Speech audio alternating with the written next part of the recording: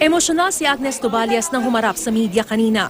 Si Tobalias ang kinilala ng pamilya Demafilis na isa sa tumulong makapunta ng Kuwait, ang OFW na si Joanna, na nakitang patay at nakasilid sa freezer ilang linggo nang nakararaan. Malayong pamangkin daw niya si Joanna at nagluluksa rin sa pagkamatay nito. Giit ni Agnes, hindi siyang recruiter ni Joanna. Tumulong lang daw siya. Shock ako, hindi ako makapaniwala. Meron po akong nagigilty ako sa sarili ko bakit hindi ako nakatulong. Nagkataong may kakilala raw siyang OFW ring si Ara Midtimbang na taga-Kuwait na naghahanap ng mga Pinoy na maipapasok sa mga employer doon. Kaya ni-refer niya sa ahensyang Our Lady of Mount Carmel E-Global Human Resources Incorporated si Joanna para maayos ang kanyang papeles. At dahil paalis na rin daw siya noon, in-refer niya si Joanna sa isang Mariz Asanji Mohamed na sekretarya umano ng Mount Carmel. In good faith lang po yung pagtulong ko sa kapwa ko kasi po gusto ko rin silang makaahon. Sila ang lumapit, ako tumulong lang. Dahil sa pag-refer kay Joanna, nakakuha raw ng 13,000 pesos na komisyon si Agnes mula sa Mount Carmel at tig 10,000 piso buwan-buwan sa loob ng 4 na buwan mula kay Ara. Ni minsan, wala raw nabalitaan si Agnes na minamaltrato si Joanna sa Kuwait. Wala rin daw ipinarating sa kanya ang pamilya Demafilis. Sana kung pumunta kayo sa akin ng that time na ganun pala, nandun na ako. Sana nagahan natin yung pag-detect sa kay Joanna na ganun na pala katagal ang pagkamatay niya.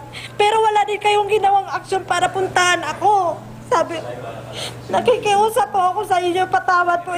Pero dito tanggap ng pamilya Demafilis. Hindi kami naniniwala dyan sa mga palusot niya na yan. Buti naman nagpakita siya.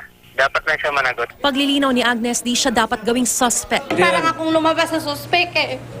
Sana kinuha niyo man lang yung side ko bago niyo ako pinalabas sa TV. Hindi mo alam yung mga anak ko, binubuli ngayon sa school. Hindi po ako ang suspect. Ngayon para akong lumabas na prime suspect. Hindi po akong pumatay kay Joanna para ilabas niyo ang picture ko na walang pahintulot. Kasi nga, may mga nakarating sa aming report na si Miss Tobalias ang nag-recruit kay Miss Demafilis. Pag hindi ka naka-register at nag-recruit ka, illegal recruiter ka. Pusa naman nagpunta sa NBI si Mariz Asanji Mohamed para linisin ang pangalan. Emosyonal din si Mariz. Di raw totoo ang sinabi ni Agnes na hinabilin sa kanya si Joanna. Staff lang daw si Mariz sa naturang agency. Pero hindi po ako nagpa-process kasi hindi allowed yung training mag-process ng any documents ng OFW. Yung nagpa-process po doon, yun po yung liaison officer at the same time yung operation manager ng agency. Nilinaw ng mga otoridad na hindi pa nila itinuturing na suspects sina Tobalias at Mohamed at patuloy pa silang iniimbestigahan kung ano ang posibleng pananagutan nila sa kaso ni Joanna. There's already deception sa tao. Employee relationship ni na Agnes Tobalias with Mount Carmel, wala. Kasi hindi sila binabayaran. So yun yung mga tinitingnan na.